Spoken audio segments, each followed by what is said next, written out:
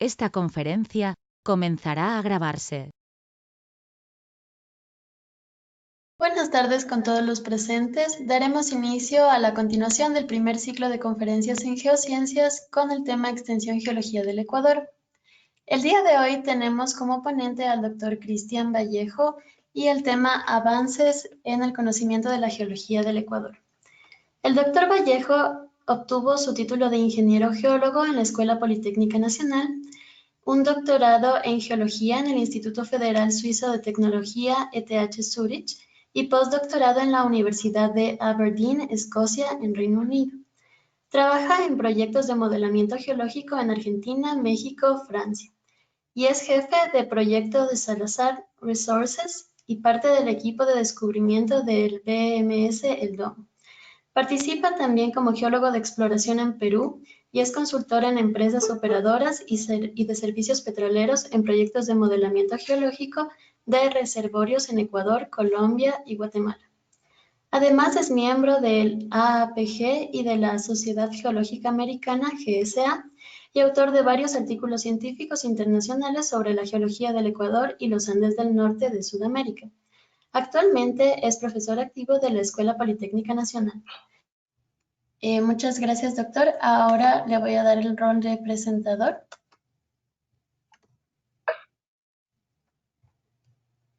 Okay. A ver.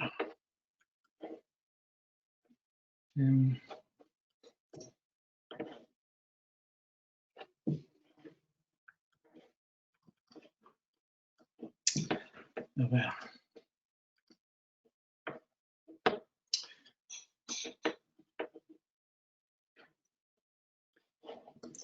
Buenas tardes con todos. Espero que si me pueden escuchar, me confirman, por favor. Sí, se escucha. Bueno, antes que nada, un agradecimiento a los organizadores de este evento que en realidad es bien importante para difundir el conocimiento geológico. Y bueno, en este caso, el tema que les voy a presentar el día de hoy es lo que se ha hecho últimamente, lo que hemos hecho a nivel de la Politécnica, principalmente para mejorar o aumentar el conocimiento geológico del Ecuador, ¿no? Entonces, quisiera agradecer a todas las personas que han colaborado conmigo. Bueno, formo parte de un grupo de geólogos interesados en el desarrollo de la geología del Ecuador, los cuales están trabajando en diferentes sitios, ¿no? Un grupo multidisciplinario de geocientistas. Bueno, entonces, esta es la organización de lo que vamos a hablar, ¿no? Vamos a hablar una pequeña introducción de por qué estudiamos la geología del Ecuador. Otra parte que yo considero importante, sobre todo para los jóvenes que están estudiando geología y que les interesa estos temas, entender o saber un poco más sobre los métodos que utilizamos para entender la geología del Ecuador. Otro aspecto que me interesa bastante difundir es cómo los investigadores, la gente que nos gusta esto de la ciencia y la aplicación de la ciencia a resolver problemas geológicos, cómo presentamos nuestros resultados, o sea, cómo queda un documento en el tiempo para que después cualquier persona pueda acceder a los datos y revisar esos datos y seguir sobre esos datos construyendo más conocimiento. Entonces voy a mostrar algunos casos de estudio de los diferentes métodos que vamos a discutir. Por ejemplo, cómo nosotros resolvemos el problema de la cuenca de la Molancones o de la Cruz Occidental, de la costa o del arco Macuchi o de la formación Silante, que es más o menos lo que he hecho en los últimos años. Me gustaría enseñarles unas cosas más, pero lamentablemente no porque no nos alcance el tiempo, ¿no?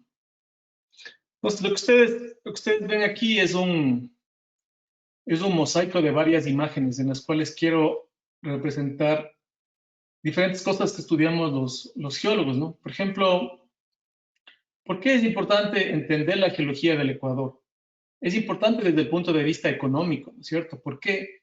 Porque el Ecuador es un país que gran parte de su renta depende de la minería, del petróleo. Entonces, nosotros como geólogos tenemos que definir bien en esas zonas dónde tenemos nosotros esos recursos, manejar bien esos recursos. Entonces, bueno, aquí por ejemplo tenemos un gráfico donde se muestran los diferentes ambientes tectónicos y las diferentes mineralizaciones asociadas. Entonces, nosotros sabemos que en el Ecuador existen procesos dinámicos, estamos en un marco convergente. Entonces, muchos de los procesos que ustedes están viendo en este gráfico hacia la parte izquierda han sucedido en el Ecuador, ¿no? Por ejemplo, tenemos depósitos estratoligados, tenemos depósitos epitermales, tenemos depósitos tipo BMS. Entonces, a lo largo de la historia del Ecuador, gran parte de estos ambientes tectónicos se han desarrollado en el margen continental, ¿no?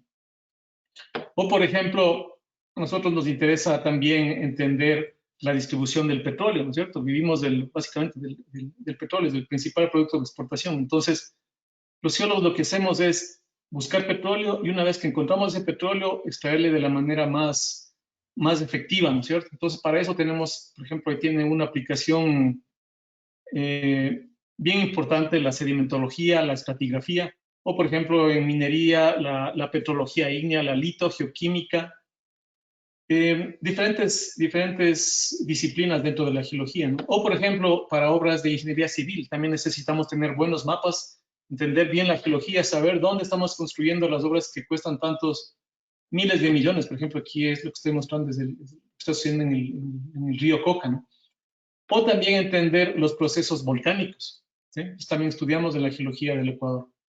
Y en muchos casos se resume en mapas, ¿no es cierto? Por ejemplo, aquí tenemos un mapa de las diferentes zonas de interés económico, ¿no? De interés minero.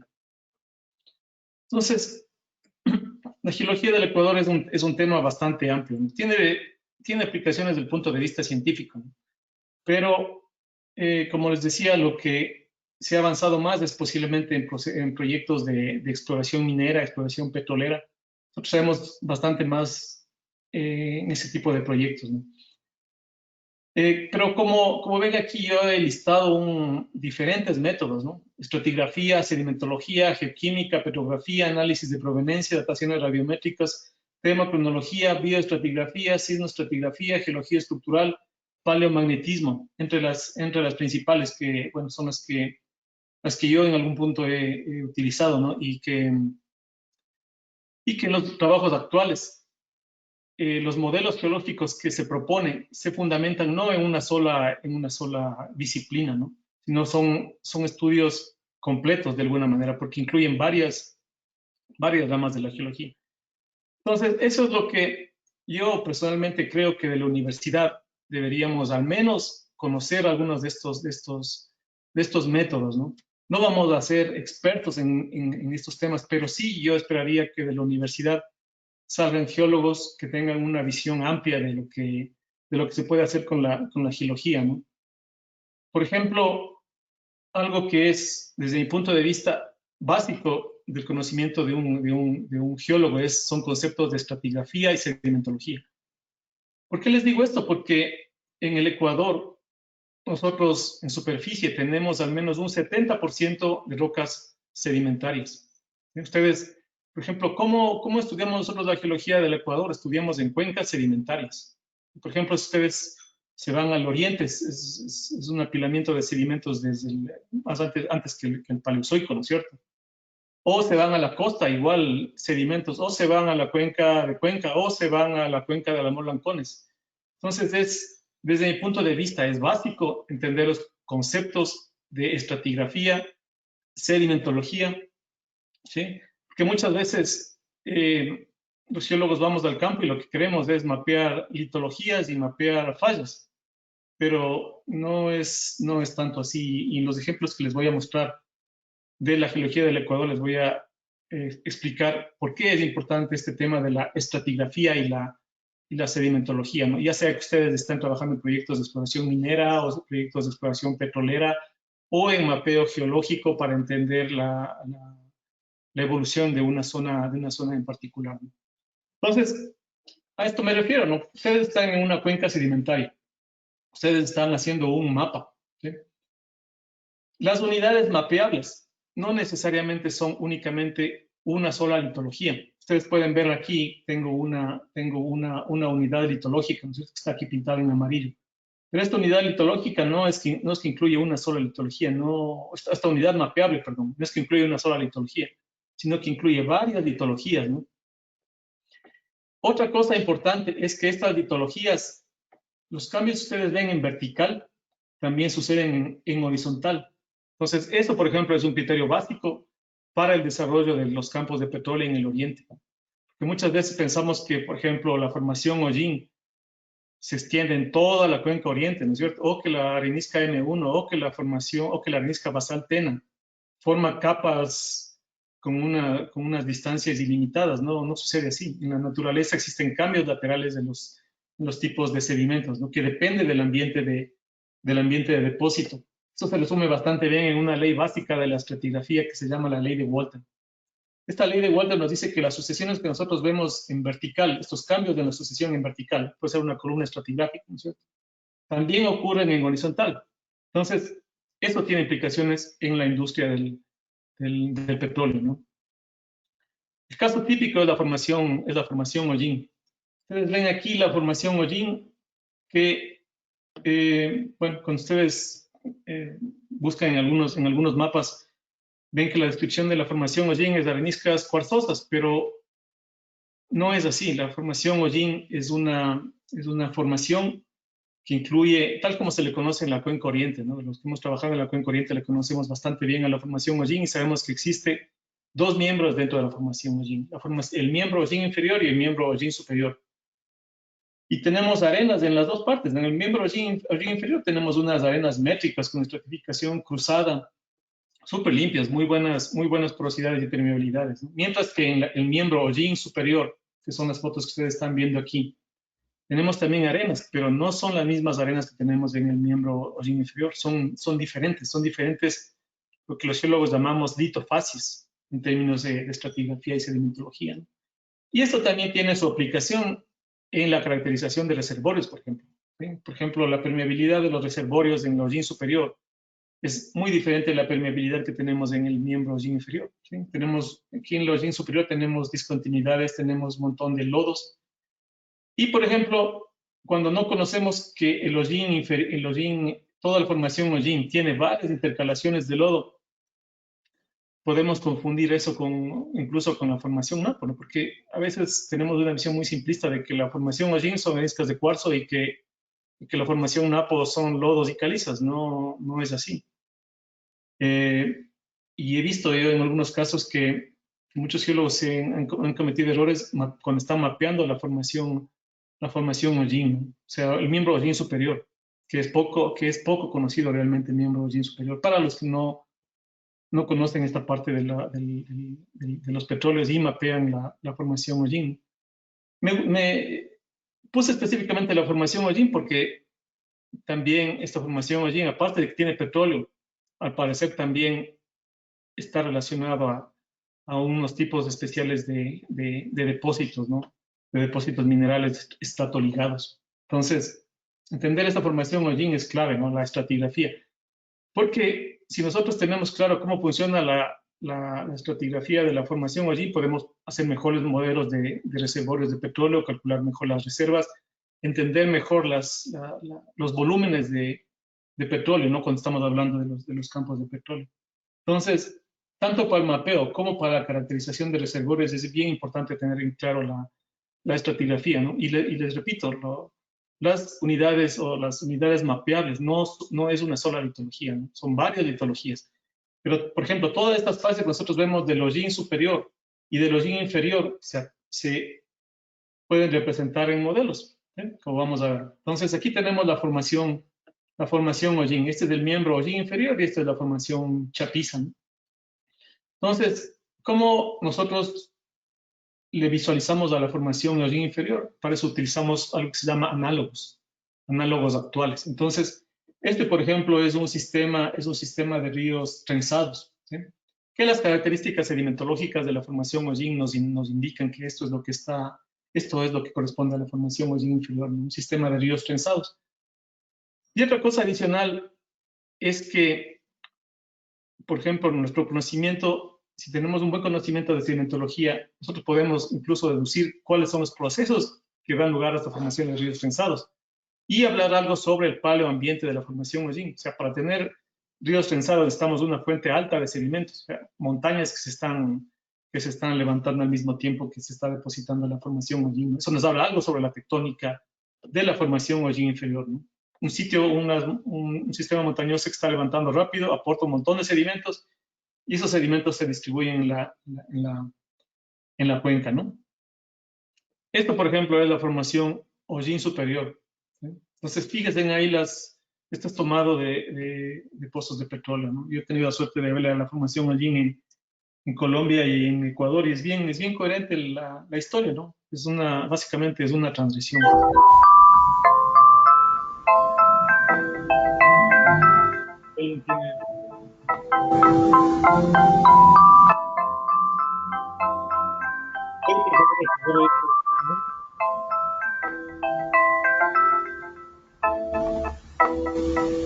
¿No? ¿Me escuchan?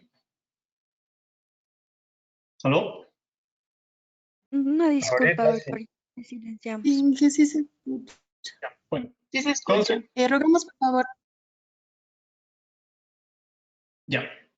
Bueno, entonces, como les decía, aquí tenemos el miembro hollín superior. Esta es la formación, este es de la formación hollín. Entonces, podemos ver aquí, por ejemplo, los niveles con petróleo, ¿no? Y vemos que los niveles del petróleo están interrumpidos por niveles de lodos. Esto es porque es un ambiente en el que la energía es oscilatoria. O sea, un tiempo se depositan arenas y otro tiempo se depositan lodos, lo cual es típico de un ambiente costero dominado por mareas, ¿no? Entonces, el análisis de los geólogos cuando hacemos este tipo de trabajos, en este caso de caracterización de reservorios, es definir los diferentes tipos de rocas. Por ejemplo, aquí a simple vista ustedes ven rocas con diferentes texturas, diferentes colores, diferentes tamaños de grano, ¿no es cierto? Esto es lo que los geólogos definimos como, o los sedimentólogos en este caso, como litofacies. Cada una de estos diferentes tipos de roca tiene unas características particulares como roca reservorio, ¿no? Entonces, esto es lo que nosotros metemos en análogos, ¿no? Este es un análogo a lo que estamos viendo, ¿no? Por ejemplo, ¿dónde están las areniscas más limpias que veíamos con petróleo? Corresponde a estas partes de los canales de marea, ¿no? ¿Dónde están las arenas un poco más sucias? Son los sand flats. ¿Dónde están los lodos con unos dientecitos delgados de arenas? Son los mixed flats, ¿sí? Entonces, este sería nuestro modelo conceptual de ese sistema sedimentario, ¿no? En este caso, el hollín superior. Entonces, eso nos apunta a un sistema de un estuario, ¿no? Este es un estuario, un análogo actual, un estuario en el Canadá. Entonces, las fases que nos representa esa formación hollín, posiblemente o seguramente, por los datos que tenemos, nos representa un estuario, ¿no? Con sus asociaciones litológicas características. Entonces, ¿por qué es bueno esto para el mapeo? Porque yo ya le conozco la formación hollín, ¿no es cierto? Yo si veo ya unas rutitas negras con laminación lenticular o unas arenas con laminación flácer en la zona subandina, yo ya sé que eso es la formación hollín, ¿sí? Entonces, eso es y más de mi conocimiento regional, que yo sé que no hay otra formación influenciada por mareas en la zona subandina, más que se desarrolla tan bien, más que la formación hollín, pues eso me ayuda a mi proyecto de mapeo, de exploración, ¿sí?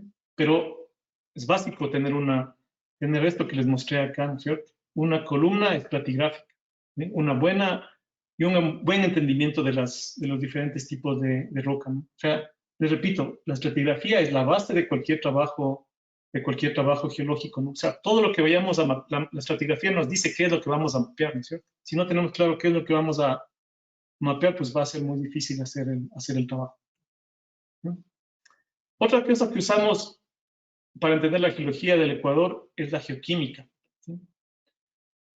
En el caso del Ecuador, por ejemplo, es bien interesante el tema de las rocas verdes que vamos a hablar en esta presentación. Nosotros tenemos rocas verdes en diferentes partes, ¿no? Pero no, a veces es muy simplista decir que todas las rocas verdes son lo mismo, ¿no? Ya vamos a seguir discutiendo eso. Las rocas se pueden parecer, pero pueden tener diferentes edades, ¿sí? Diferentes ambientes, se pueden formar en diferentes ambientes tectónicos. Y eso es lo que hacemos los geólogos, ¿no? usamos técnicas para identificar la génesis de las diferentes rocas que pueden ser muy parecidas en campo, ¿no? Pero siempre hay algo que les diferencia. A los sedimentos, por ejemplo, les diferencian las estructuras sedimentarias, ¿no es cierto? Las estructuras sedimentarias, el estilo de apilamiento, igual a las rocas magmáticas. Les diferencian las texturas, la química, la posición estratigráfica. Entonces, todas esas cosas hay que considerar, ¿no? Entonces, por ejemplo, nosotros podemos tener basaltos o unas rocas verdes, podemos tener en arcos de isla, podemos tener en cuencas detrás de arco, en zonas de rift, donde tenemos extensión cortical y creación de corteza oceánica. Eso me genera unos basaltos, generalmente son toleitas. En los ridge ya desarrollados, como por ejemplo el ridge del Atlántico, ¿no es cierto? Tenemos también rocas basálticas, rocas verdes. O también podemos tener rocas verdes de los platós oceánicos, que es material que viene desde el manto inferior, ¿no? Lo que les diferencia muchas de estas rocas, aunque en superficie pueden ser muy parecidas, ¿no? En muestra de mano pueden ser muy parecidas, es las contribuciones de las diferentes fuentes, ¿sí? Por ejemplo, una roca de plató oceánico tiene una fuente del manto inferior, una fuente de un ridge, una roca de un basalto de un ridge tiene una fuente en el manto superior, ¿sí? Que es depletado de los elementos más incompatibles. Por ejemplo, unas rocas ígneas en una zona de extensión, vamos a tener generalmente volcanismo bimodal, vamos a tener contribución del manto, pero también mezcla con corteza, ¿no? Por ejemplo, en un arco de isla, también vamos a tener unas rocas verdes, ¿sí? Pero la química va a ser diferente, va a ser unas rocas muy primitivas, con muy poco enriquecimiento en las tierras, cuando son arcos de isla primitivos, ¿no? Muy poco enriquecimiento en los elementos más incompatibles, ¿no? Que dependen también del espesor de la corteza. Entonces, todo esto nosotros estudiamos mediante la geoquímica. Y, por ejemplo, esto es bien importante, utilizar la geoquímica de los elementos traza y las tierras raras, ¿no? Porque muchas veces, por ejemplo, yo me he topado en mis trabajos que estamos explorando en zonas con una fuerte alteración hidrotermal. Entonces, las rocas, los elementos mayores, que son muy móviles, ya están alterados, ya no son en las concentraciones que las rocas originales. Entonces, de ahí se aplica muy bien esto de la geoquímica, ¿no? O sea, por ejemplo, en exploración de pórfidos o de BMS, existe una técnica que se llama litogeoquímica, que es básicamente esto, ¿no? O sea, analizar la química de las rocas, incluso uno analizando la química puede saber la fertilidad de los magmas, ¿no? La cantidad de agua de los magmas hidratados generalmente son más propensos a generar magmas que van a generar pórfidos, ¿no? Y eso podemos saber con la geoquímica, ¿no? Entonces, existen diferentes técnicas geoquímicas. Aquí la clave es saber cómo y cuándo usarles y en qué roca usarles, ¿no es cierto? Eso es lo que creo yo que es importante, ¿no? Entonces, esto es lo que se ha hecho en los últimos años en términos de las rocas verdes, que es lo que vamos a discutir después, ¿no? Hacer bastante geoquímica, porque es la mejor manera para discernir estas rocas, son muy parecidas, ¿no? Otra técnica que es bien útil, ¿no? Y que es una herramienta bien poderosa de alguna manera, ¿no? Porque nos dice información importante sobre las rocas. Es el análisis de proveniencia en circones detríticos. Entonces, lo que tenemos aquí es un mapa geológico del Ecuador, ¿no?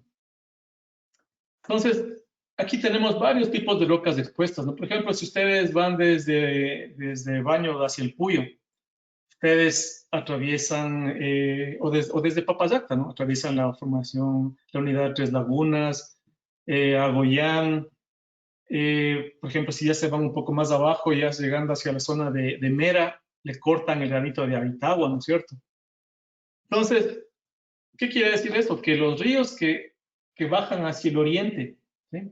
Como vienen de la cordillera, entonces van a ir arrastrando todo ese material que está expuesto, van a depositar en la cuenca actual, ¿no es cierto? Se van a depositar en la parte este de la cuenca actual. Lo mismo para los ríos que bajan desde los Andes, ¿sí? Van a arrastrar todo ese material erosionado de los Andes, ¿no?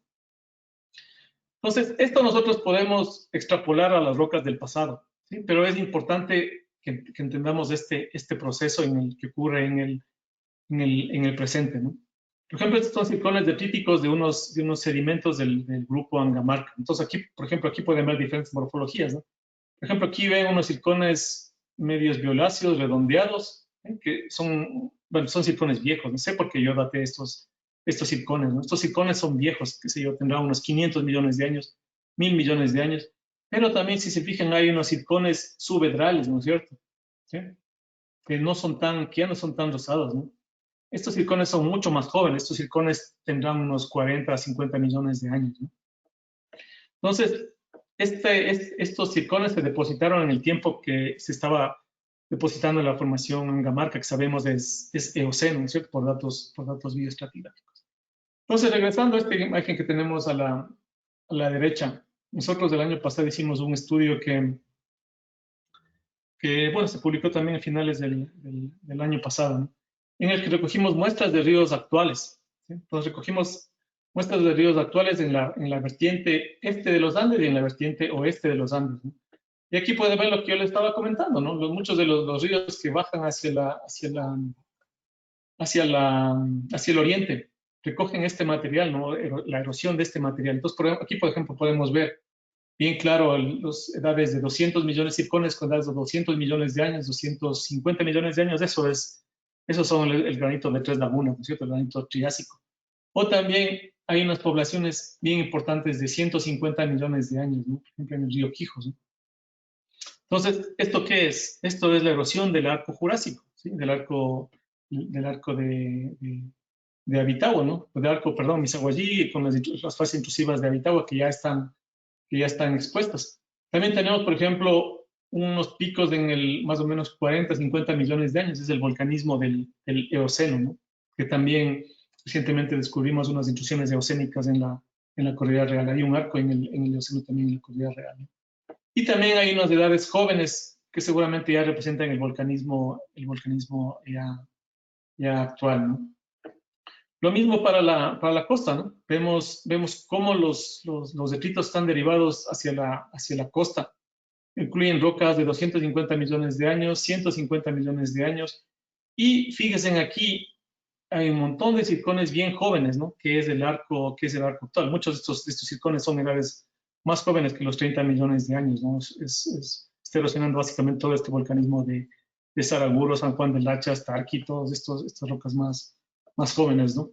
Entonces, estos circones son los de los sedimentos actuales de la costa y estos son los sedimentos actuales que están yendo hacia el oriente, ¿no? en los ríos. Pero aquí viene también una parte importante de este análisis.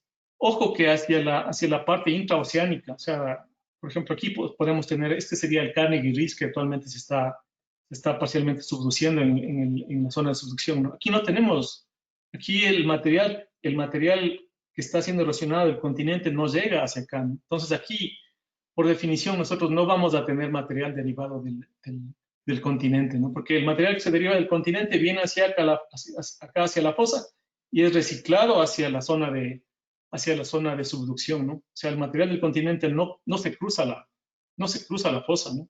Entonces, eso es algo a considerar. Y en base a eso nosotros podemos definir tiempos de acreción de terrenos oceánicos. ¿Qué esperaría yo bueno, imagínense que este es un terreno alóctono, ¿no? Que viene y que se incorpora hacia el continente. Entonces, ¿cómo yo marco mi tiempo de acreción del continente? En el momento en que yo tenga material derivado del continente sobre esta corteza oceánica alóctona, ¿sí? Ese es un concepto bien importante para definir todo este tema de las edades de acreción que muchas veces discutimos en la geología del Ecuador, ¿no?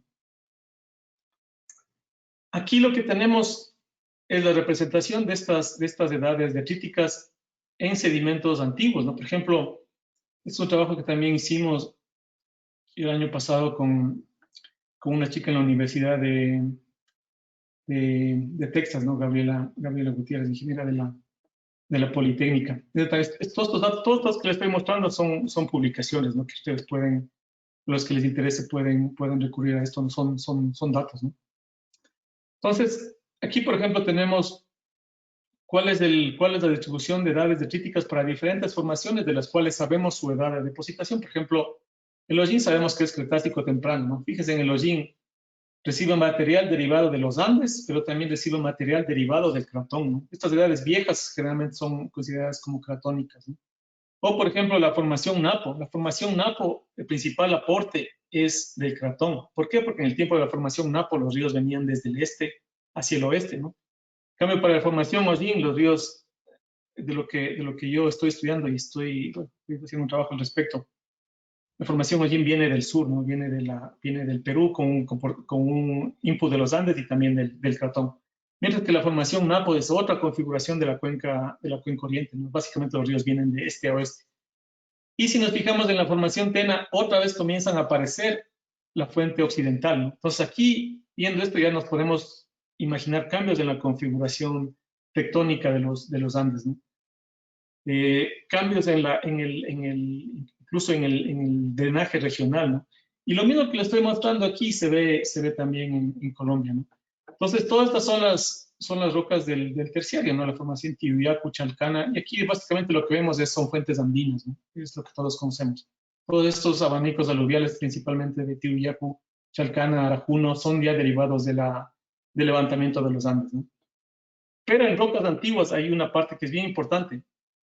Bueno, los que también presenciaron la exposición de Cristian Romero seguramente también vieron este tema del MDA, que es lo que denominamos como edad máxima de depositación, que se puede también calcular a partir de estos estudios de circones detríticos, ¿no?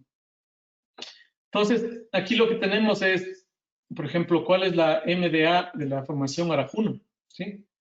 Es 13.3 millones de años. ¿Qué quiere decir eso? Que los circones más jóvenes, la edad promedio de los circones más jóvenes, basado en 4 circones, aquí se tomó los 4 circones más jóvenes, se sacó una edad promedio, y eso dio 13.3 millones de años. Entonces, eso quiere decir que la formación Arajuno no puede ser más vieja que 13 millones de años, ¿sí? Y eso ya nos ayuda a discriminar entre diferentes unidades estratigráficas, ¿no? Esta MDA. Entonces, siempre en las edades detríticas tendemos a calcular la MDA como una aproximación a la edad de sedimentación, ¿no? Que, por ejemplo, para el caso de la formación Hollín casi no aplica porque no tenemos circones contemporáneos, ¿no? Todo esto aplica cuando tenemos circones contemporáneos a la depositación, o más o menos contemporáneos a la depositación. Entonces, este es otro caso de cómo usamos esto. Por ejemplo, cuando ustedes van al campo, van a la zona subandina, ven la formación, esta es la formación Tihuyacu, ¿no? Yo sé que esta está a la derecha, yo sé que es la formación Tihuyacu porque está sobre la formación Tena y se ve claro el contacto en la vía desde Tena al Puyo, ¿no? Este afloramiento bien completo, donde se ven las diferentes litofases de la formación Tihuyacu. Entonces, la asociación de estas diferentes litofases, ustedes ven aquí los diferentes tipos de roca, nos dice que estamos en un abanico aluvial.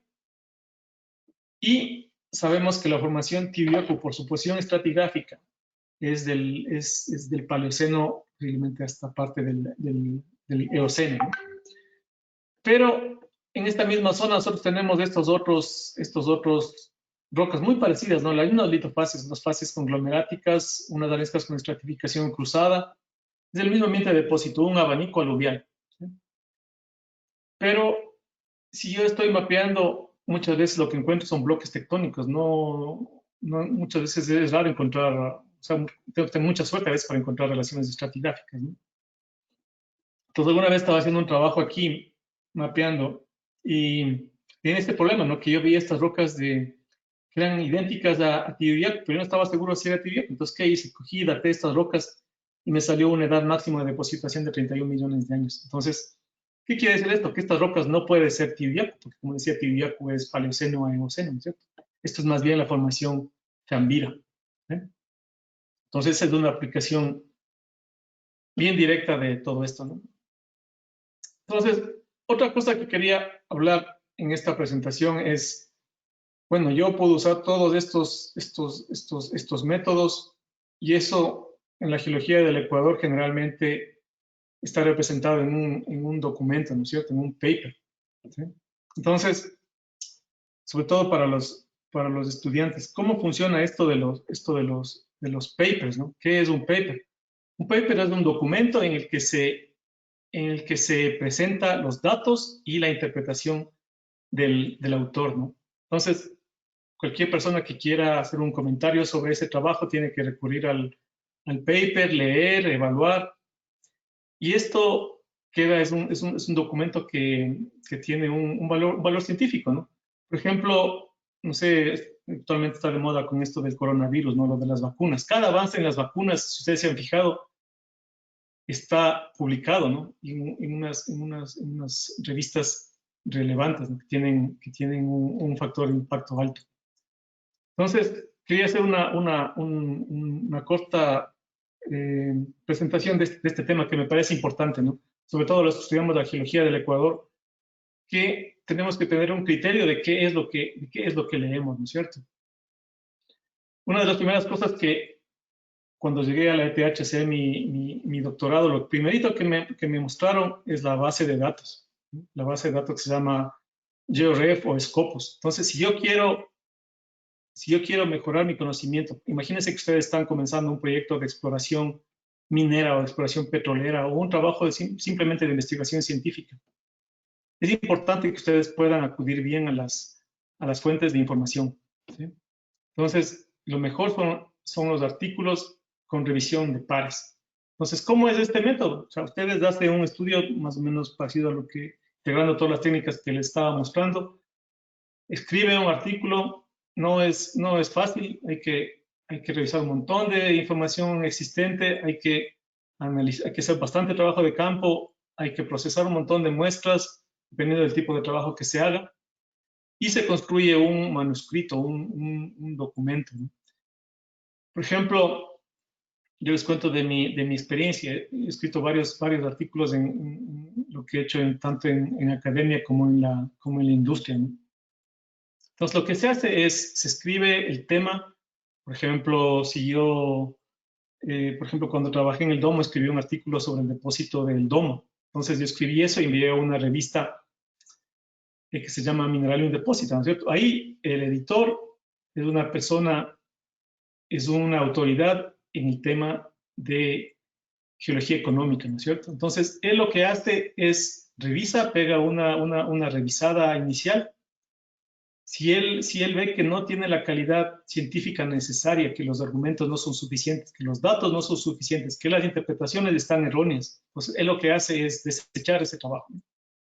Y si él ve que sí tiene potencial ese trabajo para ser publicado en esa revista, él pasa a los pares, ¿sí? A los que también son científicos o gente de la industria que conoce sobre el tema y hace una evaluación de ese trabajo, ¿no? Entonces, generalmente estos trabajos se envía correcciones, ¿no? Tanto los revisores como el editor sugiere revisar esos trabajos, ¿no? Mejorar, qué sé yo, incluso la escritura, la forma de las figuras, qué sé yo, sustentar mejor los datos. Entonces, si tiene correcciones, se devuelve al que está trabajando, al autor, y le envía nuevamente, ¿no es cierto? Ya con las correcciones. Y ahí recién sale a publicarse. Entonces, una publicación científica es un trabajo intelectual que implica realmente bastante trabajo, ¿no? Y es por eso que a mí me interesa que ustedes en su carrera profesional sepan distinguir bien este tipo de cosas, ¿no? Por ejemplo, yo a mis alumnos siempre les insisto el tema de que tienen siempre es recomendable cualquier trabajo de investigación que hagan, se vayan a buscar publicaciones de este tipo, como las que estamos hablando, ¿no? O sea, el método no es perfecto, ¿no? Pero es lo que se usa en todo el mundo. En todo el mundo se usa eso. Y en base a esto es lo que se evalúa a las universidades y a los centros de investigación, a las publicaciones de este tipo que les estoy mostrando, ¿no? Entonces, por ejemplo, estos son los papers, ¿no? O sea, ustedes ven aquí un clásico de la geología del Ecuador es la exploración en el oriente del Ecuador de Shop, ¿sí? Mucho de lo que conocemos de la geología del oriente salió de este paper, o el Metamorphic Belts, o estos son las primeras descripciones de las rocas de la corrida occidental y de la costa, ¿no? Entonces, Bueno, entonces, esto, por ejemplo, es parte de los reportes de la BGS. Entonces, los mapas de la BGS tienen un reporte que es una memoria explicativa, donde se muestra todos los datos que se alcanzó con ese estudio, ¿no? Los datos estratigráficos, bioestratigráficos, radiométricos, geoquímicos. Entonces, un estudio geológico de mapeo generalmente incluye todos esos datos que les acabo de mencionar, ¿no? Bueno, esto, por ejemplo, es lo que nosotros hemos hecho en los últimos años en términos de la geología del Ecuador en diferentes sitios, ¿no? Y como les digo, ahí están los datos, ¿no? O sea, cualquiera que quiera, que le interese puede recurrir a esas publicaciones, revisar y en base a eso construir nuevos modelos o cambiar interpretaciones, siempre en base a datos nuevos, ¿no? Y sin ignorar los datos preexistentes, ¿no?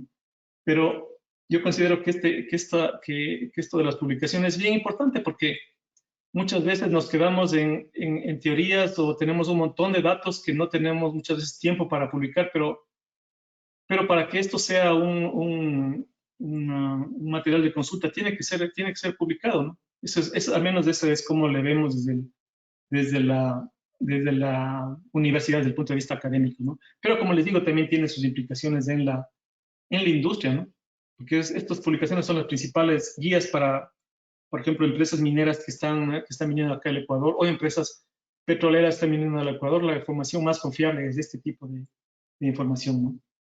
¿Sí? Entonces, por ejemplo, en nuestro caso, bueno, yo he trabajado con los geólogos de Suiza, de la ETH, y actualmente también estoy colaborando con geólogos de la Universidad de Texas. Entonces, hemos desarrollado los modelos de la evolución tectónica de los Andes, de la cordillera occidental y de la cordillera real. Ustedes deben, o sea, a los que les interesa estos temas, deben haber leído el paper sobre la cordillera occidental que está aquí, bueno, que publiqué hace como, ya vamos a ser 11 años, ¿no? Y este otro que publicamos también con Richard Spiking sobre la cordillera real. Cada uno de estos tiene sus actualizaciones, que es lo que publicamos el año pasado, ¿no? En el libro de la tectónica de los Andes. Aumentando a estos modelos nuevos datos, ¿sí? Complementando los modelos. Entonces, continuando con esto, me gustaría mostrarles cómo se aplica esto para solucionar algunos otros temas geológicos que son, siempre estamos hablando en la geología del Ecuador, ¿no? Por ejemplo, Celica Lancones, ¿sí? Este es un mapa de 1892, es el mapa de Teodoro Wolff, viene junto con un libro, ¿no? Entonces, en ese tiempo, por ejemplo, regresando a lo de las rocas verdes, ¿no? Pues todas las rocas verdes fueron agrupadas dentro de una sola cosa. Y ahora sabemos que no es así, ¿no? Ahora sabemos que existe el Pasatanga, sabemos que existe el Piñón, sabemos que existe el Macuchi, sabemos que existe aquel Alamor Lancones, ¿no es cierto? Entonces, esto es un trabajo básico, está bien para hace 200 años, ¿no es cierto? Es la base de la geología del Ecuador. Este, por ejemplo, es otro mapa, ¿no es cierto? Aquí ya vemos también todas esas rocas verdes que hasta el año 82 todavía se mantenía las dudas, ¿no? sobre las edades. Y se les agrupaba, más o menos todas se asumía que era del Cretácico. Ahora ya sabemos que no es tanto así, ¿no? Entonces, la geología avanza, ¿no es cierto? La geología con nuevos datos, se generan nuevas interpretaciones. Entonces, por ejemplo, vamos a hablar un poco sobre la cuenca Alamor Lancones, ¿no? que es parte de que incluye todas estas rocas verdes. Entonces, aquí tenemos la cuenca Alamor Lancones, está en la parte sur del Ecuador, ¿no? Aquí, por ejemplo, me voy a enfocar a por qué es diferente esta cuenca de Alamor Lancones, por ejemplo, de la cordillera occidental o de las rocas de la costa, ¿sí? Entonces, de aquí voy a aplicar lo que hablamos hace rato, ¿no? De la estratigrafía, de la proveniencia, de la geoquímica, de las dataciones radiométricas, ¿sí? Es la manera como nosotros podemos diferenciar diferentes ambientes tectónicos, ¿no? diferentes regiones tectónicas.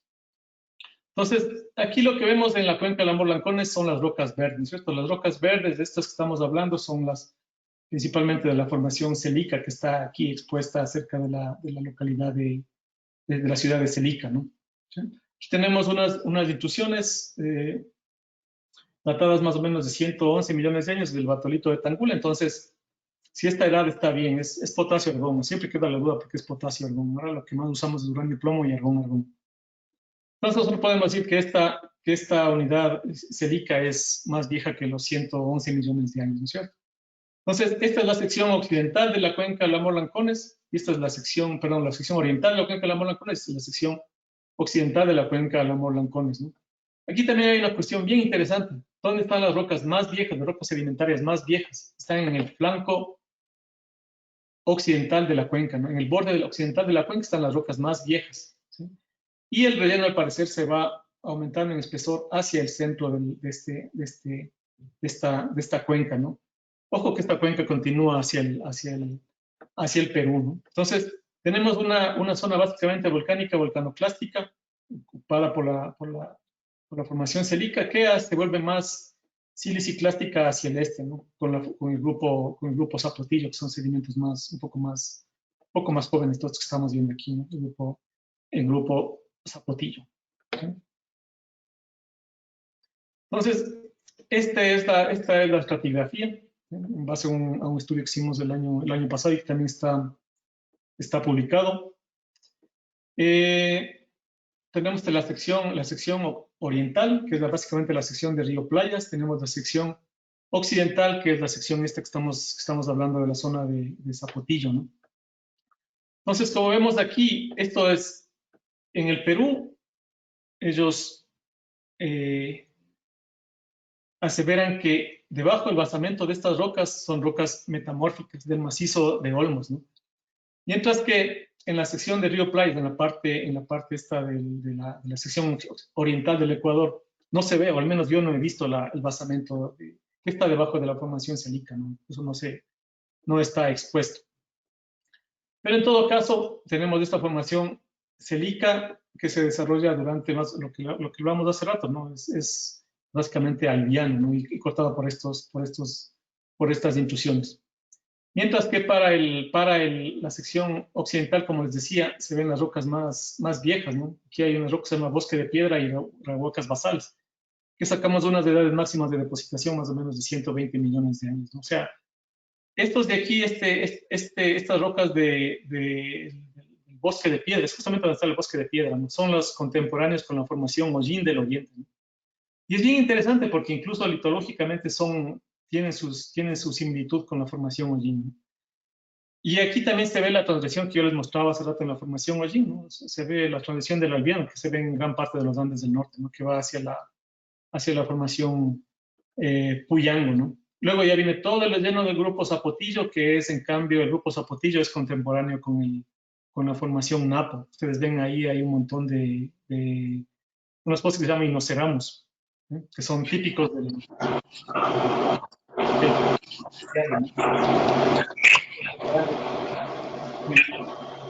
en la sección occidental de la cuenca, ¿no? Entonces, ¿cuáles son qué es lo que se cree sobre esta formación silica? Por ejemplo, es un trabajo de Aguirre del año 1987, ¿no? Él lo que hizo fue geoquímica, ¿sí? Entonces, él vio que había unas rocas que según la geoquímica eran generadas en una cuenca detrás de arco, ¿sí? En una extensión cortical, como ustedes pueden ver. Entonces, aquí lo que él interpreta es que tenemos una corteza continental y esta corteza continental se estiró y dio lugar a esta cuenca marginal, ¿no? Y este adelgazamiento de la corteza continental es lo que genera estos magmas toleíticos, toleíticos y calcoalcalinos, como vamos a ver, porque también hay corteza continental de por medio, ¿no? Entonces, este es el modelo hasta el año 87 de la formación silica, ¿no? O sea, ya es una variación a lo que nos proponían anteriormente, que todas las rocas verdes eran lo mismo, ¿no es cierto? Piñón, Pasatanga y Lamor-Lancones, ¿no? Aquí ya se propone que es una cuenca marginal, ¿no? Basados en datos geoquímicos, ¿sí? Esta es la formación silica, tal como ustedes ven en la zona de Bramaderos, ¿no? Esto también es importante entender cómo funciona esto de los arcos submarinos. Los arcos submarinos, hay un montón de fases, ¿no? O sea, no sé si me siguen entendiendo lo que hablamos hace rato, ¿no? definición de litofacies para definir unidades de roca, ¿no? Por ejemplo, aquí es bien difícil separar las unidades. Por ejemplo, aquí tenemos unas turbiditas, ¿no? Estas turbiditas están intercaladas incluso con unas debritas, ¿no? Aquí tenemos unos debris flows, unos conglomerados. Aquí tenemos, esto que ven aquí son unas pilolavas, ¿sí? Aquí, por ejemplo, en esta zona de Bramadero es bien chévere porque se ve las intercalaciones, cómo se van turnando las pilolavas, las ioloclastitas, las turbiditas, las debritas. Todo es parte de un mismo sistema sedimentario, ¿no? Entonces es bien difícil aquí separar o mapear por separado las pilolavas de las debritas, de las turbiditas, ¿sí? De las hieloclastitas, porque en estos sistemas submarinos estas fases están interdigitadas, ¿no? Entonces existen zonas donde sí se pueden, más cerca de los centros eruptivos se acumulan más las pilolavas, ¿no? Pero tratar de mapear individualmente estas litofacies es bien difícil, ¿no? Bien difícil. Entonces, esto es lo que nosotros llamamos la formación celica, tal como definió, bueno, los trabajos iniciales en esta cuenca, los trabajos de Kennelly, ¿no? Celica, las fases más volcánicas primarias, y Alamor, las fases más volcanoclásticas, ¿no? Entonces, ¿cuál es la geoquímica de la formación celica? ¿Sí? Esta es una aplicación directa a lo que hablábamos hace rato, ¿no? La geoquímica, estos son datos geoquímicos obtenidos de trabajos anteriores, ¿no? Están compilados. Pues aquí vemos la geoquímica es bien característica, ¿no? Viendo los diagramas multielementos. Tenemos anomalías de niobio, que es típicos de rocas formadas en zonas de subducción, ¿no es cierto? Entonces, estas rocas de aquí tienen un componente de subducción. ¿Qué más? Tenemos un enriquecimiento variado en los elementos más incompatibles, ¿sí? Pero en muchos casos el valor del lantano este valor del lantano sobre Yebe es un valor es un parámetro que nos ayuda a ver qué tan diferenciadas son estas rocas, ¿no? Entonces, hay rocas en realidad que sí son más o menos diferenciadas, ¿no?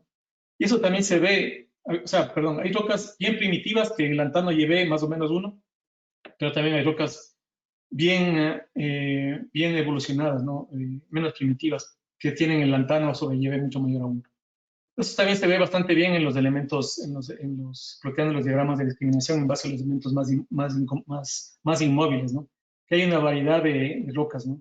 Hay andesitas basálticas, hay unas rocas toleíticas, pero también hay unas rocas transicionales, ¿no?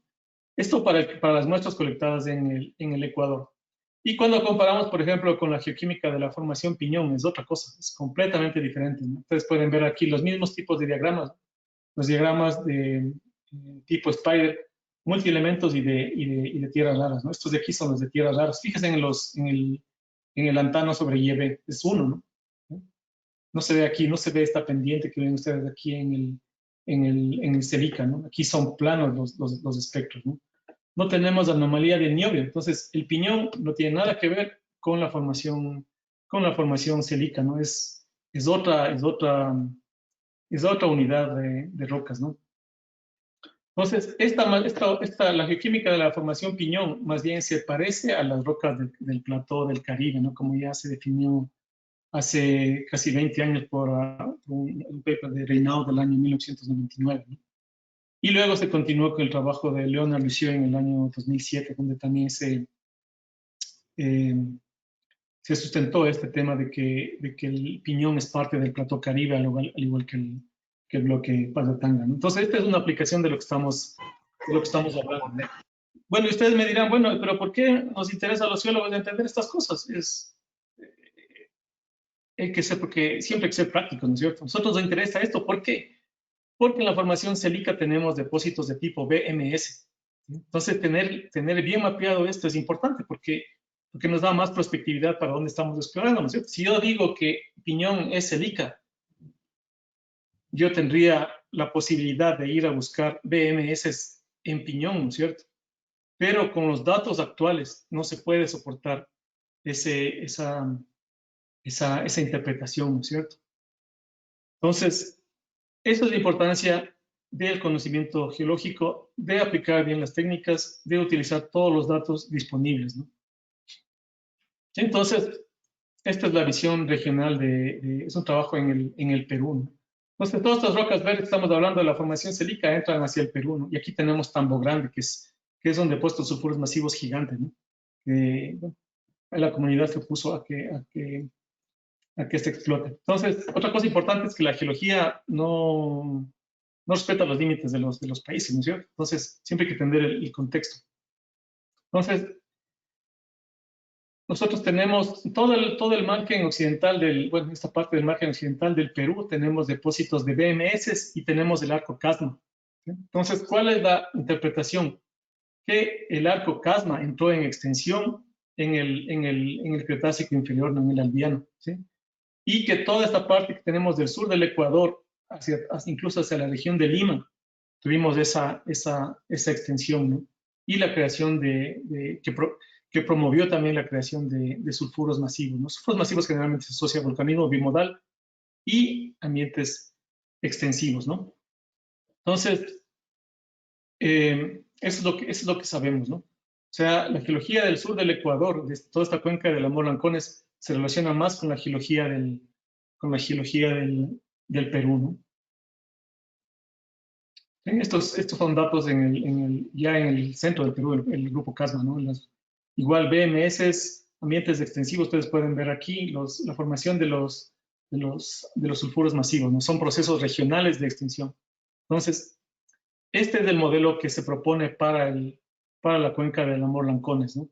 Una corteza continental estirada, una formación de una cuenca, generación de magmas que vienen como componente de la zona de subducción, magmas que también tienen una influencia de corteza continental, ¿sí? Por eso es un magmatismo bimodal, ¿sí? Y son rellenos por sedimentos que vienen desde la corteza continental, como ustedes pueden ver aquí, ¿no? En parte desde el macizo de Olmos. No son rocas intraoceánicas los sedimentos que están sobre la cuenca de Amur Lancones, ¿no? Entonces, entender esto también es importante por el punto de vista de los depósitos óseos, como les decía, ¿no? Extensión BMS, compresión, corteza engrosada, pórfidos, ¿sí? Y eso es también lo que se ve en Perú y en Ecuador. Por ejemplo, el pórfido de Curiplaya, ese tiene 90 millones de años, ¿no? Ese entra dentro de esta parte, ¿no? Ya cuando cambian los esfuerzos tectónicos y ya tenemos aquí compresión, ¿no? Y engrosamiento de la corteza, ya después de los 100 millones de años, ¿no? Entonces aquí es el periodo para tener pórfidos, ¿sí? Entonces, extensión ayuda a BMS, compresión ayuda a pórfidos, porque ayuda a que los magmas se detengan en la corteza, se generen magmas más hidratados, más diferenciados y produzcan pórfidos, ¿no?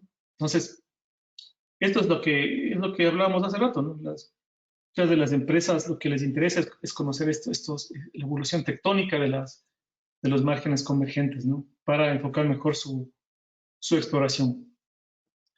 Esto que les muestro aquí, en cambio, es el relleno sedimentario de las rocas de Amur Lancones, de la sección oeste, de la sección este, de la costa y de la cordillera occidental, ¿no? Entonces aquí he trazado una línea más o menos a los 70, más o menos, ¿no? A los 70 millones de años, ¿no?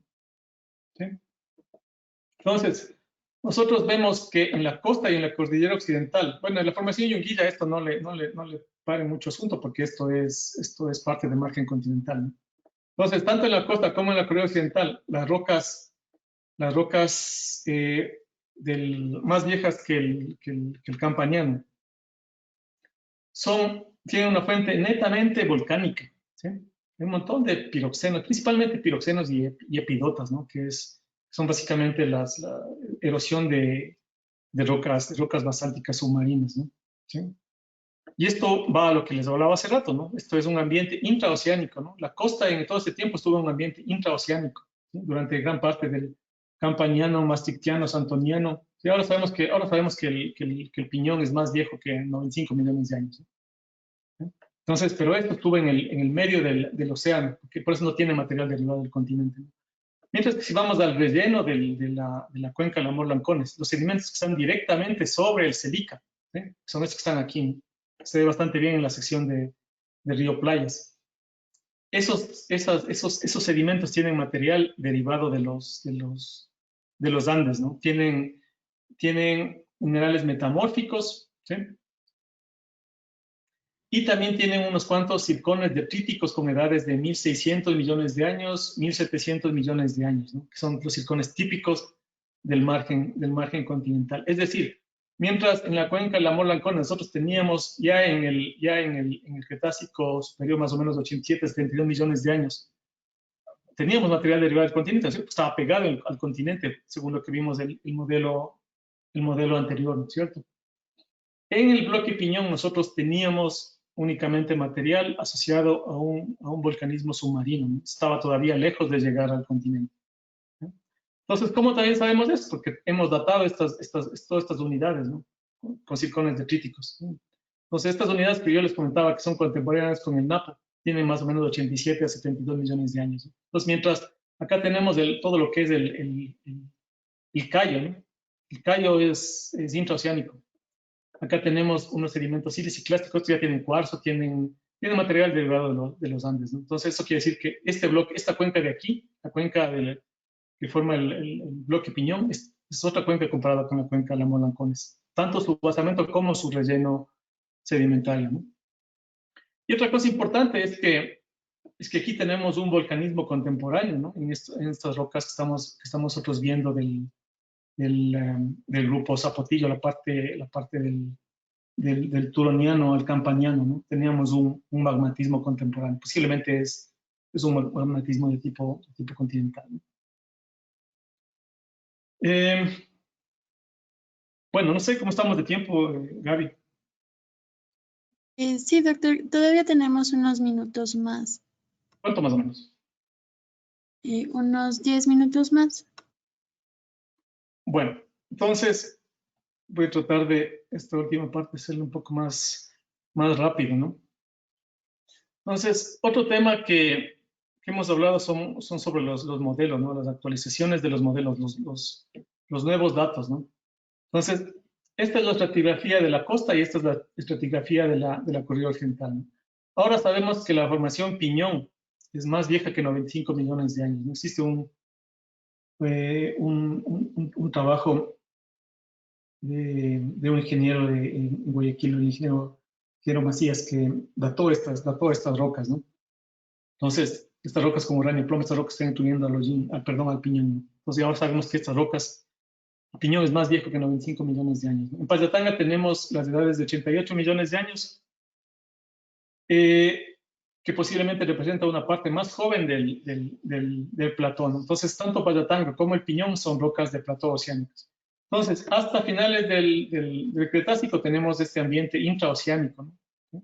Con todas estas rocas del grupo Río Cala en la corrida occidental y en la costa del Cayo, en las Orquídeas, San Lorenzo, ¿no? Luego ya para el Paleoceno tenemos el evento de colisión de estos terrenos, ¿no? Que produce que gran parte de estos sedimentos ya del Paleoceno tengan material derivado del continente, ¿no? Eso es lo que vamos a ver también en esta presentación, ¿sí? Entonces, este es el modelo que se propuso bueno, propuse en mi trabajo de mi tesis, ¿no? Hace 13 años. Y bueno, es un modelo que a lo largo del tiempo se ha mantenido porque está sustentado en datos, ¿no? Aquí, para hacer esto está sustentado en datos geoquímicos, datos estratigráficos, datos paleomagnéticos, datos isotópicos. Entonces, bueno, es sustentado, ¿no? Por ejemplo, aquí algo que sabemos ahora y que aquí está mal es la formación silante, ¿no? Entonces, la formación silante aquí estoy poniendo que es del Cretácico tardío, ¿no? ¿Por qué? Porque yo usé los mapas de la BGS donde se mapeaba unas rocas subvolcánicas que yo daté y me salió 61 millones de años, estaba mapeado como silante, ¿no? Entonces, por eso yo puse aquí que silante tiene esa edad. Pero, bueno, creo que por problemas de tiempo no voy a alcanzar a mostrarles los nuevos datos de silante, ¿no? Pero ahora sabemos que silante es mucho más joven. Silante tiene una edad de oligoceno a mioceno. Las edades radiométricas que obtuvimos el año pasado nos salen que son 25 a 16 millones de años, ¿no? Es lo que hablamos hace rato. Los modelos se van mejorando, ¿no? Se van refinando, pero el modelo en sí está bien, ¿no? El modelo en sí está bien, ¿no? Estos son datos nuevos, ¿no? Aquí podemos ver todo lo que hemos insistido en esta presentación sobre las edades radiométricas, ¿no? Una vez que tenemos nosotros el amalgamamiento del margen continental, nosotros vemos cómo el material de los Andes va hacia esas zonas, ¿no es cierto? Entonces, ¿cuándo estuvo ya amalgamado el margen continental? El margen continental ya estuvo amalgamado al menos desde el Paleoceno, ¿sí? Porque por la formación Guayaquil yo ya tengo material derivado de los Andes, ¿no? La formación Guayaquil ya tengo circones de 400 millones de años, 600 millones de años, ¿sí? Todo el grupo Azúcar, Ancón, Zapotal, Progreso, tiene material derivado ya, tal como los sedimentos que les mostré actuales, ¿no? Ya tienen material derivado de los Andes. Entonces, ese proceso de erosión de los Andes y que va el material hacia la costa, se ha producido alrededor, al menos desde el Paleoceno, ¿no? Al menos desde la formación Guayaquil. Eso nos dice que al menos desde esa época el bloque Piñón ya estuvo amalgamado hacia los Andes, ¿no? No existe la creación del bloque Piñón en el Eoceno, por ejemplo, ¿no? Porque ya vemos material derivado de los Andes en los depósitos del Paleoceno, ¿no? Lo mismo vemos para la cordillera occidental, ¿no? Vemos todo este montón de circones viejos derivados de los Andes que fueron depositados en estas cuencas que se formaron en la cordillera occidental, ¿no?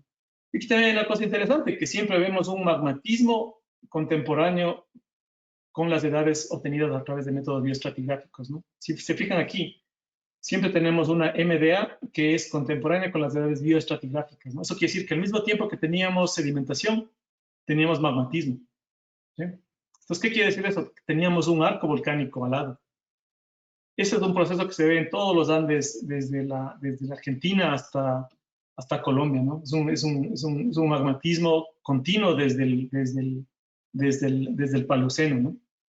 Es lo que nos marca estos picos más jóvenes, donde se han calculado las MDA tanto en la cordillera occidental como en la costa, ¿sí? Entonces, el margen ya estuvo amalgamado desde esa época, ¿no? Entonces, bueno, cuestiones de tiempo, yo creo que podemos quedar ahí. Tal vez después, bueno, quería hablar un poco más sobre la unidad Macuchi, pero creo que ya no hay mucho tiempo, ¿no? Pero lo que sí me gustaría es que estas cosas, como decía, hay que tomarlas desde el punto de vista regional, ¿no? Entonces, ¿cuáles son los modelos actuales, tanto en Ecuador como en Colombia? ¿Sí? Básicamente, que teníamos la creación del Plató Caribe. El Plató Caribe tiene una edad más o menos de entre 100 a 90 millones de años, se formó en un ambiente intraoceánico. Entonces, este plató se creó una zona de sucesión debajo del plató. Esto dio lugar a la formación de un arco intraoceánico, ¿sí? Este arco intraoceánico se terminó en el momento que colisionó contra el continente por la subducción de esta corteza oceánica debajo del plató.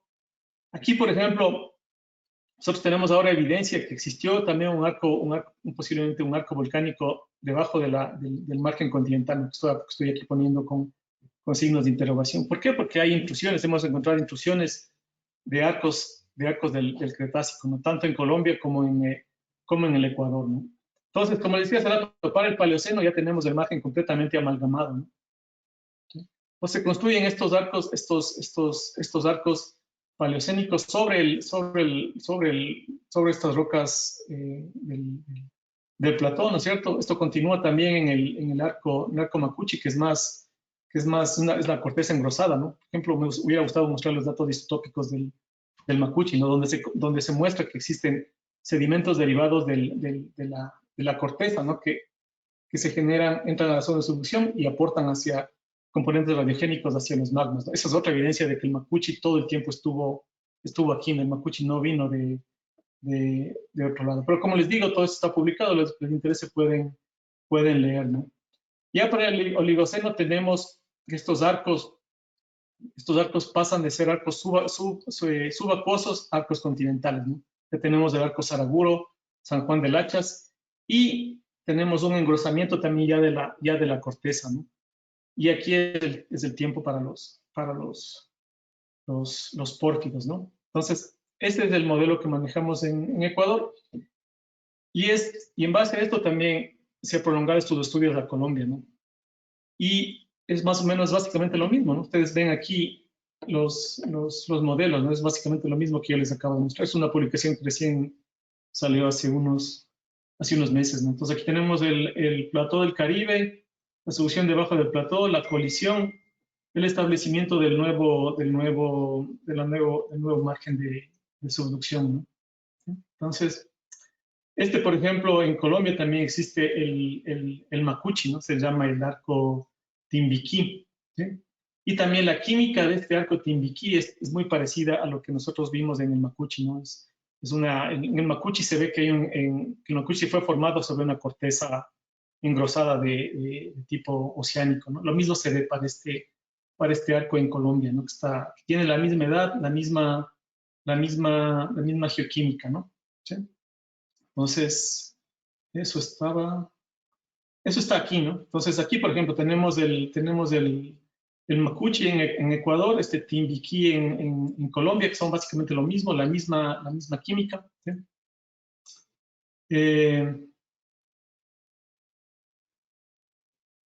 Entonces, eso era lo que quería mostrarles. En cuestión de tiempo ya no alcanzamos a ver más datos, ¿no? Pero sí, así es como funciona esto, ¿no? Los modelos se proponen en base a datos, ¿no?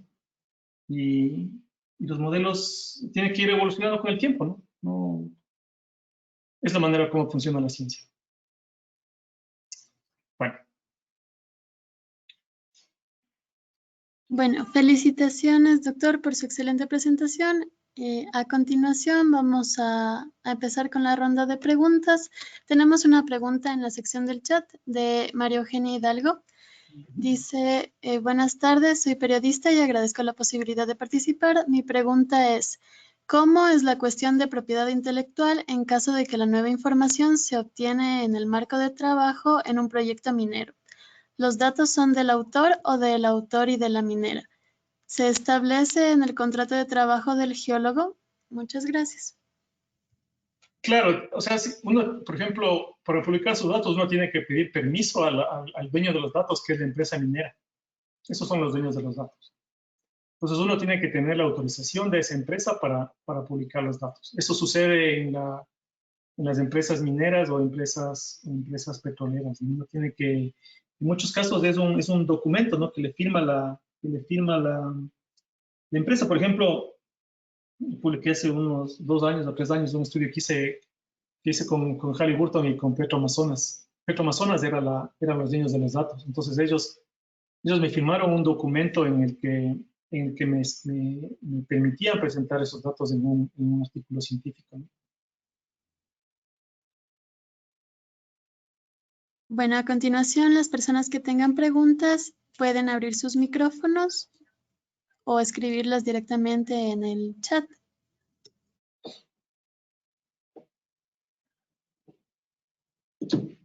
Tenemos otra pregunta. Dice, mi pregunta es si hollín superior es equivalente a la formación Shaime o está relacionada. Bueno, no primero no existe la formación Shaime. O sea, yo no he escuchado esa formación definida formalmente. No. O sea, alguna vez lo que les entendí era que debajo de unas areniscas de cuarzo, muy parecido a hollín, habían unos sedimentos marinos en donde había unas amonites que salía del aldeano, ¿no es cierto? Ese es más o menos lo que yo les entendí, pero nunca vi una referencia, ¿no? Un informe o una publicación sobre esa formación Shaime, ¿sí? Entonces, de lo que yo conozco por mis estudios en la industria del petróleo, en la cuenca de Santiago, en la cuenca oriente, la única arenisca que puede estar debajo o sobre depósitos del aldeano es una arenisca que se llama basalteno, ¿sí? Que erosionó gran parte de la formación MAP. Entonces, eso, por ejemplo, es parte de lo que hablábamos hace rato, ¿no es cierto? Que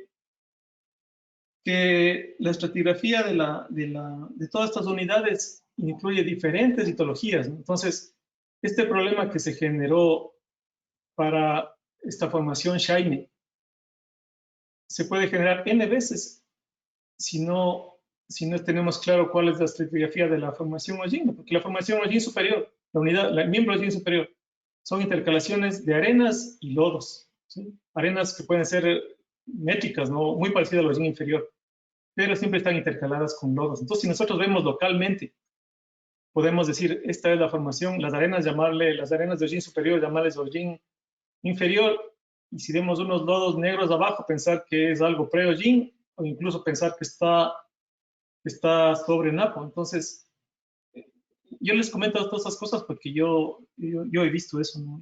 Y los geólogos me han contado todas esas cosas que les ha pasado, ¿no? Entonces, como les digo, lo principal es tener clara la estratigrafía, ¿no?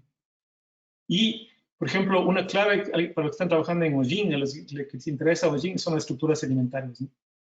Y son características, todo lo que hablamos de las estructuras asociadas a las mareas, ¿no? El flaccid bedding, las dobles capas de lodo, el herringbone, ¿sí? Pero esos son, es más, tiene que ver ya con la parte de la sedimentología, ¿no?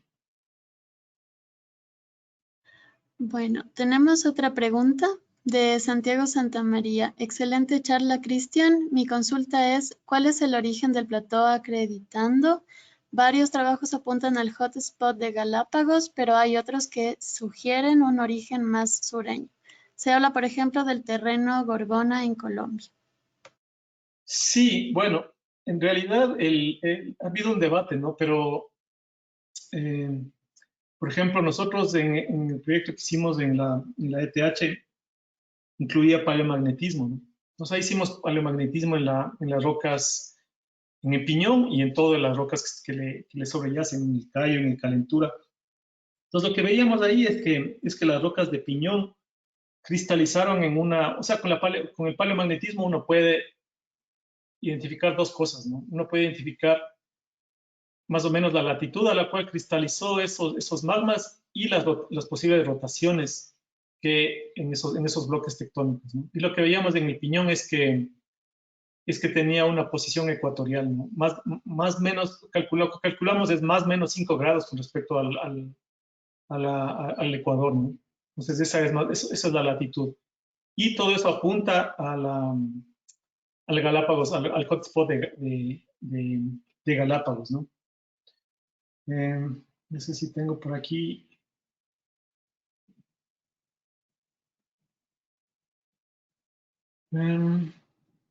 Sí, es más o menos esto, ¿no? Y es como les decía, estos trabajos que hicimos en el Ecuador son la base de mucho de lo que se ha hecho en Colombia, ¿no? Y donde se ha llegado a las mismas conclusiones, ¿no?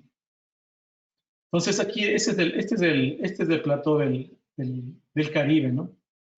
Esta es la zona este es el arco del gran arco del Caribe, con la subducción hacia el occidente, ¿no? Y aquí es donde se genera el arco de Ocala, el San Lorenzo, las orquídeas en la costa, ¿no? Y esta es la presión. Pero la posición estimamos que es a nivel del Galápagos Hotspot. Y, por supuesto, estas rocas de la costa de Colombia, ¿cómo era? Bueno, usted mencionó esas islas, la Gorgona, es parte de este mismo platón. La isla Gorgona está por aquí arriba también, es parte de él. Es un pedazo de platón. Listo. Tenemos otra pregunta de Estefanía Cabascango. Dice, ¿la geología en el Ecuador se enmarca en minería y petróleo, procesos extractivos? ¿En algún punto puede haber auge de investigación en cambio climático? ¿Y dónde la geología del Ecuador se enmarque a otras líneas no necesariamente extractivistas? Claro, bueno, sí, en esto tiene razón. Yo le he enfocado bastante en mi punto de vista económico, ¿sí?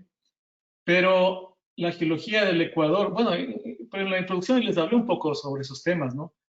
Por ejemplo, ¿cómo sabemos los geólogos sobre los cambios climáticos? Estudiando los sedimentos. Por ejemplo, existen técnicas que se llaman los isótopos estables. Entonces, existe gente que se va a estudiar en los lagos, ¿no? Se va a los lagos, hace perforaciones, saca núcleos, está como los núcleos que yo les mostraba de la industria del petróleo, ¿no?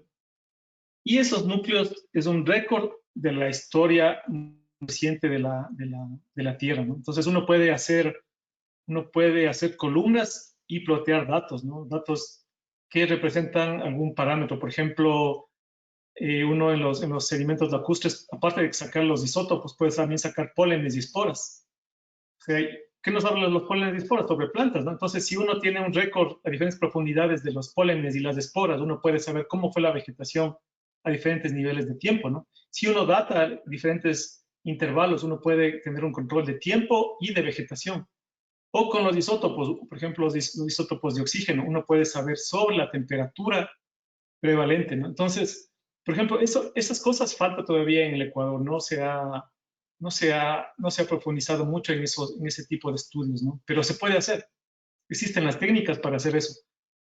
Técnicas que en parte hemos hablado, ¿no? Como la geoquímica y los isótopos. Y por supuesto, lo que siempre les recalco, la parte estratigráfica, ¿no? Tener un buen control estratigráfico. Por ejemplo, algo que es bien interesante es el tema del límite KT, de la extinción de los dinosaurios, ¿no es cierto? Nosotros tenemos un límite KT en la sección de la vía perimetral en Guayaquil. Ahí está definido, es la sección tipo del KT en el Ecuador, ¿no? Existe una publicación sobre ese tema de Gerta Keller, me parece. Bueno, es Gerta Keller, ¿no? Parece que es en el año 99 o 2000. ¿Sí? Entonces sí se ha hecho y es de bastante importancia, ¿no es cierto? Todo este tema de los procesos volcánicos, por ejemplo. Nosotros existe otra parte bueno, lo que les decía de los lagos se llama paleolimnología, que está relacionada con la geología, ¿no? Existe también una técnica que es también ver los sedimentos que se registran, por ejemplo, los tsunamis o los sismos. Se registra también en los sedimentos, ¿no? Y eso, pero siempre regresamos a lo mismo, siempre necesitamos un buen control estratigráfico, un buen control cronoestratigráfico para hacer todo ese tipo de estudios en las rocas del pasado, ¿no? O sea, hay una palabra que me gusta, que en los estratos está el dato. Ese es más o menos cómo le vemos, ¿no? O sea, en las rocas, ahí está la historia de la Tierra, ¿no? Pero una cosa que también quería resaltarles, sobre todo, como decía, a los estudiantes, es que después de ver todo esto que hemos discutido, cuando vayan al campo, lo que se recomienda es que no sigan, siempre pueden encontrar cosas diferentes, ¿no? Por ejemplo, cuando vamos a la Cordillera Real, nosotros lo que estamos acostumbrados es a leer la descripción típica de la BGS, ¿no es cierto? Puede estar bien en gran parte, pero hay cosas que todavía no están bien y que todavía se pueden mejorar. ¿Y cómo se mejora? Haciendo buenas observaciones de campo, ¿no es cierto? Desarrollando ideas. Pero lo básico es en el campo, ¿no? Viendo las rocas y no limitarse únicamente a leer la descripción de esas rocas de una guía de campo o de un libro, ¿no? Sino siempre tratar de sacar sus propias interpretaciones, ¿no? Bueno, tenemos otra pregunta de Kevin Carrera. Excelente presentación, doctor. Mi pregunta es respecto a Macuchi. ¿Qué proceso tectónico es responsable para que el arco Macuchi se exhume en el Eoceno? Muchas gracias. Chévere pregunta. O sea, tuvo que haberse exhumado pasado los 35 millones de años, más o menos por correlaciones regionales, ¿no? Por ejemplo, un límite superior a esa exhumación es el Silante, por ejemplo, que sabemos que tiene 26 millones de años. Silante ya es ambiente netamente continental, ya son red beds, ¿sí? Entonces, a esa época ya el mar, o sea, lo que actualmente manejamos en la geología del Ecuador es que este mar, bueno, eso mejor le vemos acá, ¿no? Acá, ¿no es cierto?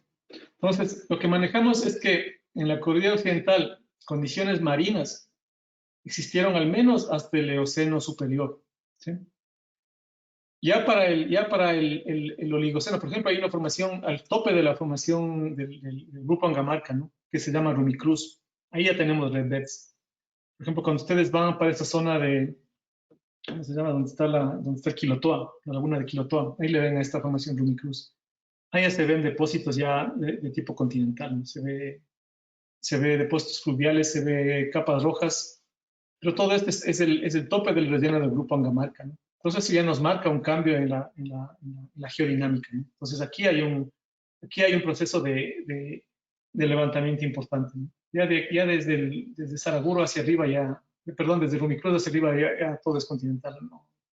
Es el tiempo en que retrocedió el mar. Pero es en respuesta al levantamiento de los Andes, ¿no? Y tiene que ser un pulso de levantamiento importante que bueno, se conoce en gran parte también de los Andes, que es este evento del Eoceno tardío, ¿no? que es básicamente de compresión.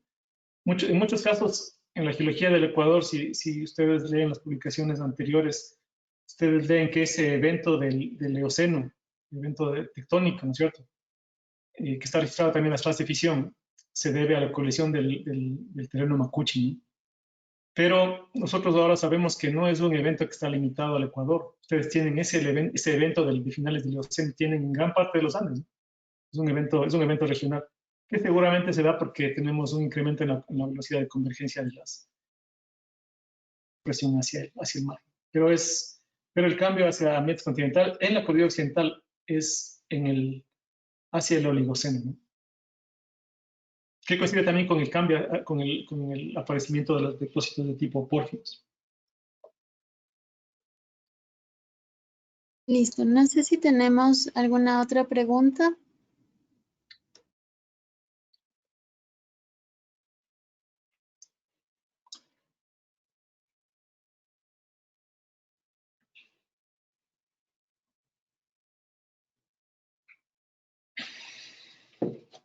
Ya, tenemos otra pregunta. De Fritz Palacios, dice, gracias Cristian por su presentación. Mi consulta es sobre el margen occidental de la cuenca Alamor-Lancones. ¿En base a qué métodos se encuentran definidas las edades? ¿Existe un control actualizado de edades? Sí, bueno, estamos trabajando con, bueno, ya no es estudiante, es un ex estudiante de la Politécnica que se llama Hugo Carrasco, que actualmente está estudiando en Ginebra. Pues con él estamos trabajando en un artículo y tenemos, bueno, aquí les he mostrado parte de las edades que tenemos, ¿no? Entonces, esta es la sección occidental. En la sección occidental tenemos edades radiométricas para esta unidad Sábalos, que era lo que les comentaba, que es la unidad de donde están los troncos fósiles, ¿no? Y tiene cierta similitud con la formación Hollín del Oriente. Entonces aquí sabemos que, bueno, aquí no puse la edad, pero la edad máxima de depositación de esto es de 120 millones de años, ¿no? Eso fue lo que nos salió. Y es coherente también porque está debajo de los sedimentos del albiano, de estas unidades de Puyango, ¿no? Aquí arriba de este sábalo hay sedimentos marinos. Eso se ve en el parque este del bosque de piedra, ¿no? Esos sedimentos negros con amonita es la transición del albiano. Entonces, si nosotros sacamos una edad de 120, es coherente con lo que tenemos arriba de 110, 100 millones de años de este Puyango, ¿no? El grupo Zapotillo. En el grupo Zapotillo también tenemos edades radiométricas que nos dan edades entre 87 a 72 millones de años, como está aquí representado, ¿no? Esto es básicamente una cuenca marina contemporánea con la formación Napo, ¿no? Pero es bien interesante también porque en esta zona también se registra la transición del Laureano, como les decía, ¿no? Sino que aquí mientras que en el Napo tenemos una plataforma relativamente estable, ¿no es cierto? Aquí tenemos una pendiente. O sea, aquí estamos en una zona más profunda, porque tenemos turbiditas y dendritas en todos estos depósitos ya del grupo Zapotillo, ¿no? Esa es la diferencia en términos de ambientes de depósito comparado con el Napo, ¿no? Todavía nos falta refinar bien cómo fue la conexión de la cuenca oriente con la cuenca Alamor-Lancones, ¿no? Si estuvieron o no conectadas, ¿no? Eso es lo que todavía no le tenemos claro, ¿no? Pero lo que sí está claro, como decía hace rato, es que todos estos sedimentos fueron formados en el continente, ¿no? Pegados al margen continental. Ya, tenemos otra pregunta de Diego Hidalgo Ruiz. En Barragán 2005 se habla de basaltos con firmas geoquímicas del manto en el corredor Sacha-Shushufindi debido a que se producen y solo se encuentran en este corredor o en otros corredores. Esta es una pregunta también bien interesante, ¿no? Y es algo que, por ejemplo, yo he visto en pozos de petróleo esos cuerpos basálticos, ¿no? Y también, por ejemplo, en la zona subandina, en la zona del Coca-Cola Sincher, ahí está expuesto todo el hollín y todo el napo. Ahí se ve, en el napo se ve rocas volcanoclásticas verdes. O sea, ahí hay unos lapiles y unas tobas, ¿no? Pero la fuente son basaltos, ¿no? Son magmas bien basálticos, ¿no? Entonces, el tiempo exacto de eso, por ejemplo, Roberto Barragán lo que hizo fue datar desde el norte hacia el centro de la cuenca y le salía más o menos entre 100 a 90 millones de años, ¿no? Pero yo he visto estos cuerpos un poco más incluso hacia el sur, incluso más porque él vio estos cuerpos en pozos, ¿no? En el centro de la cuenca, pero como les digo, yo he visto en la zona subandina, más hacia el occidente. Entonces ese es un magmatismo que todavía falta entenderlo, ¿no? Pero es un magmatismo que en parte eh, sería contemporáneo con el magmatismo este cretácico que se ve que existió en la cordillera real, ¿no? De Ecuador y de Colombia, y posiblemente se extendió hacia el oriente. Tal como tenemos ahora, por ejemplo, tenemos casi como 3 cinturones volcánicos, ¿no es cierto? En el cordillera occidental, la cordillera real y un poco más hacia estos volcanes más alcalinos hacia el este, ¿no? Yo me imagino que en el Cretácico pudo haber sido algo parecido, ¿no? Por eso tenemos este magmatismo hacia el oriente. Y si mal no me recuerdo, en el paper de Barragán también él habla de que son de tipo más alcalino, ¿no? Estos mapas. Bueno, gracias, doctor. Creo que por cuestiones de tiempo daremos por finalizada la presentación. Si alguien más tiene alguna pregunta, podría enviárnosla a los correos de cada capítulo. Agradecemos al doctor Vallejo por su excelente presentación y a todos los presentes por su asistencia. Les invitamos a asistir a los siguientes eventos que tenemos programados los días 15, 16 y 17 de agosto a las 4 de la tarde. Y si todavía existen interesados en adquirir el certificado de las conferencias, el link para su registro se encuentra en la caja de comentarios. Una vez más, muchas gracias por su asistencia. Gracias, doctor, y que tengan una excelente tarde. Bueno, gracias a ustedes por su tiempo y espero haber aportado en algo al conocimiento de todos ustedes, ¿no? Estos temas que creo que son importantes, ¿no? Y que se aplican en varias áreas como hemos discutido. Un gusto y hasta la próxima. Muchas gracias a todos.